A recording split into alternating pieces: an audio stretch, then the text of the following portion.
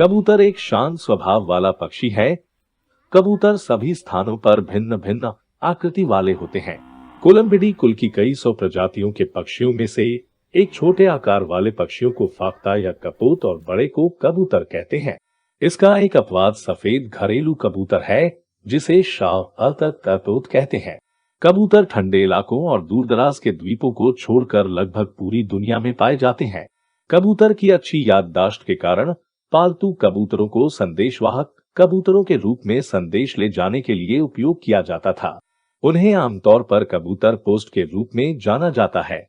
Telephone की शुरुआत तक संचार देने के लिए घरेलू कबूतरों का व्यावसायिक रूप से उपयोग किया जाता था। संदेश भेजने के लिए उनका ऐतिहासिक रूप से उपयोग किया गया था।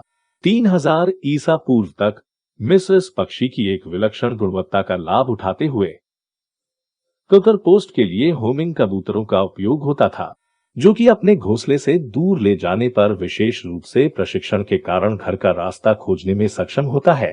संदेश तब कबूतर के पैरों के चारों ओर बंधे होते थे, जो मुक्त होने पर अपने मूल घोंसले तक पहुंच सकता था। 19वीं शताब्दी तक घरेलू कबूतरों का सैन्य संचार के लिए व्यापक रूप से उपयोग किया जाने लगा। उड़ने वाले दूध कबूतरों का खेल 3000 साल पहले की शुरुआत में अच्छी तरह से स्थापित हो गया था। इनका इस्तेमाल प्राचीन ओलंपिक के विजेता की घोषणा करने के लिए किया जाता था। मैसेंजर कबूतरों का इस्तेमाल 1150 में बगदाद में किया गया और बाद में चंगेज खान द्वारा भी 1167 तक सुल्तान नूर एद्दीन द्वारा बगदाद और सीरिया के बीच एक नियमित सेवा स्थापित की गई थी। डेमिएटा में नील नदी के मुहाने पर फिनिश यात्री पेड्रो ताफुर ने 1436 में पहली बार वाहक कबूतरों को देखा। हालांकि उन्होंने कल्पना की थी कि पक्षी बाहर और पीछे गोल चक्कर लगाते हैं। जेनोआ गणराज्य ने भूमध्य सागर में कबूतर चौकियों के साथ अपने वॉच टावरों की प्रणाली को सुसज्जित किया। मैसूर के टीपू सुल्तान ने भी दूध कबूतरों का इस्तेमाल किया था। वे श्रीरंगपटना में जामिया मस्जिद लौट आए, जो उनका मुख्यालय था। मस्जिद की मीनारों में आज भी कबूतरों के छेद देखे जा सकते हैं। वाटरलू की 1815 की लड़ाई के परिणाम को अक्सर कबूतर द्वारा लंदन पहुंचाने का दावा किया गया है, लेकिन इसका कोई सबूत नहीं है और इसकी बहुत संभावना नहीं है।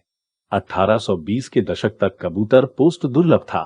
फ्रेंको प्रुशियन युद्ध के दौरान कबूतरों का इस्तेमाल घिरे हुए पेरिस और फ्रांसीसी निर्जन क्षेत्र के बीच डाक ले जाने के लिए किया जाता था। ऐतिहासिक रूप से कबूतर संदेशों को केवल एक ही तरीके से अपने घर ले जाते थे। उन्हें दूसरी उड़ान से पहले मैन्युअल रूप से ले जाया जाना था।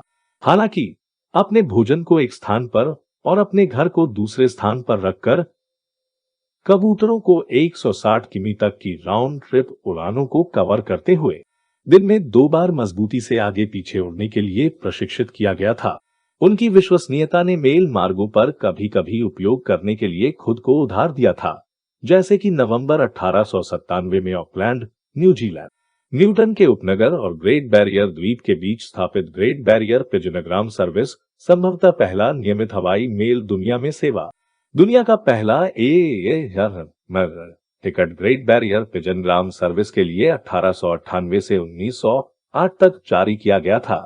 19वीं सदी में समाचार पत्र कभी कभी वाहक कबूतरों का इस्तेमाल करते थे। यूरोप से समाचार जल्दी प्राप्त करने के लिए न्यूयॉर्क शहर के कुछ समाचार पत्रों ने वाहक कबूतरों का उपयोग किया। यूरोप से हैलिफैक्स, नोवा स्कोटिया की दूरी अपेक्षाकृत कम है, इसलिए पत्रकारों ने खुद को हैलिफैक्स में तैनात किया, आने वाले जहाजों से प्राप्त जानकारी को लिखा और संदेशों को वाहक कबूतरों के पैरों से जुड़े कैप्सूल में डाल दिया।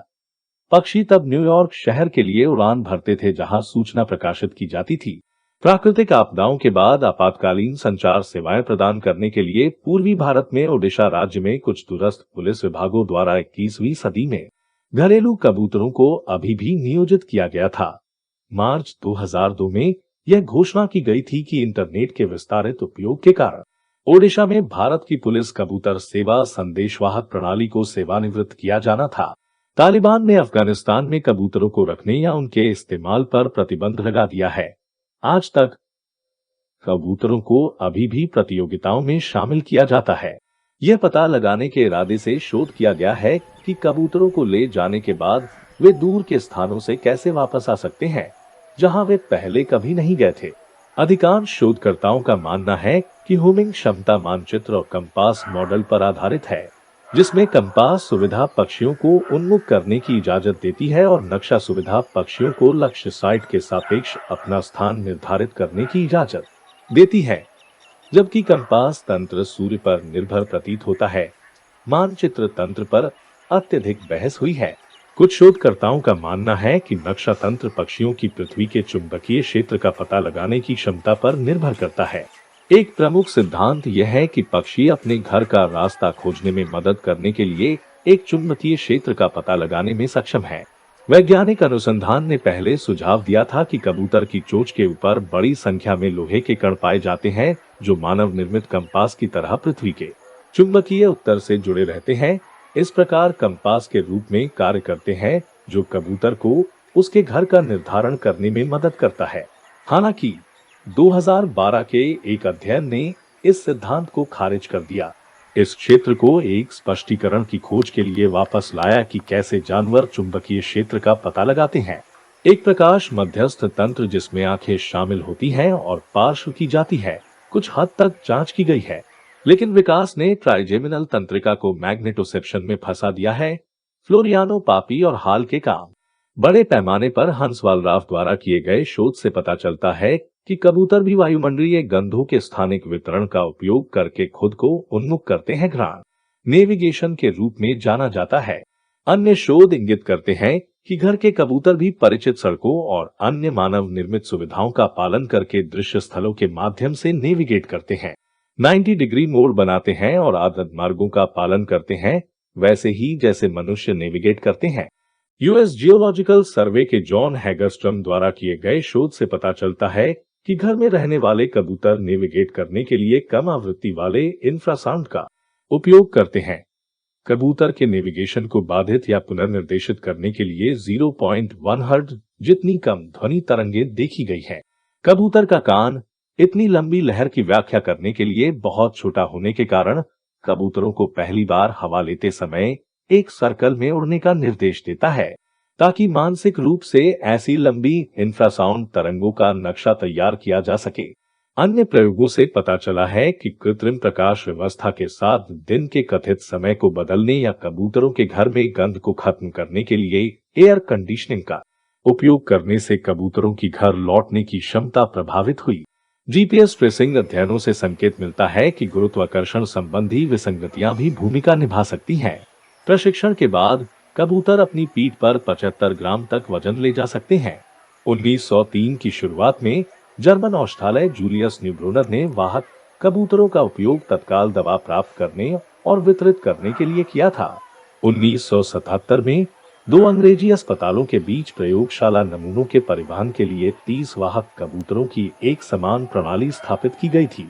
हर सुबह कबूतरों के साथ एक टोकरी प्लायमाउथ जनरल अस्पताल से डेवोनपोर्ट अस्पताल ले जाया जाता था। पक्षियों ने तब अटूट शीशियों को आवश्यकतानुसार वापस प्लायमाउथ पहुंचा दिया। एक अस्पताल के बंद होने के कारण 1983 में वाहक कबूतर अनावश्यक हो गए। 1980 के दशक में इसी तरह की प्रणाली ग्रानविले और अवरांच में स्थित 2 फ्रांसीसी अस्पतालों के बीच मौजूद थी। प्रथम विश्व युद्ध के दौरान पक्षियों का बड़े पैमाने पर इस्तेमाल किया गया था। घरेलू कबूतर चेरमी को बहुत बुरी तरह से घायल होने के बावजूद भी 12 महत्वपूर्ण संदेश देने में उनकी वीरतापूर्ण सेवा के लिए फ्रांसीसी क्रॉइक्स डी ग्यूरे से सम्मानित किया गया था। द्वितीय विश्व युद्ध के दौरान आयरिश थान, अमेरिकी जीआई जो और इंग्लिश मैरी ऑफ एक सेटर सभी ने डिकिन पदक प्राप्त किया। वे अपने कार्यों से मानव जीवन को बचाने में उनकी वीरता और बहादुरी के लिए इस पुरस्कार को प्राप्त करने वाले 35 कबूतरों में से थे। द्वितीय विश्व युद्ध में ऑपरेशन मार्केट गार्डन के हिस्से के रूप में पहले एयरबोर्न डिवीजन सिग्नल के साथ 82 घरेलू कबूतरों को नीदरलैंड में गिरा दिया गया था। कबूतरों का मचान लंदन में स्थित था, जिसके लिए उन्हें अपने संदेश देने के लिए 390 किमी की दूरी तय करनी पड़ती थी। द्वितीय विश्व युद्ध में भी गोपनीय कबूतर सेवा के साथ सैकड़ों कबूतर घर में रहते थे।